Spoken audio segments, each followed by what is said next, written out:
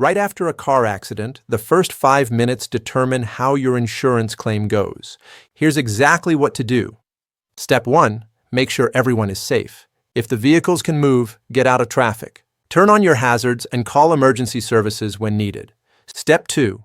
Document everything before any cars are moved. Take photos of all sides of every vehicle, close-ups of the damage, the road, skid marks, and the position of all cars. Step 3. Get driver's license, insurance card, plate numbers, and a picture of their VIN. Don't rely on anyone writing it down. Step 4. Always file a police report, even for minor accidents. Insurance companies take reports seriously, and it protects you if the other driver changes their story. Step 5. Avoid saying anything that sounds like admitting fault. Don't say "I'm sorry" or "I didn't see you."